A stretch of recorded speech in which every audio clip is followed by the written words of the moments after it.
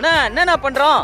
நல்லெண்ணெய் வேப்பெண்ணெய் விளக்கெண்ணெய் நான் என்ன பண்ண உனக்கு என்ன உனக்கு என்ன உனக்கு என்ன உனக்கு என்ன உனக்கு என்ன இங்க படுத்துற நிமிஷம்னால தாங்க முடியலையே.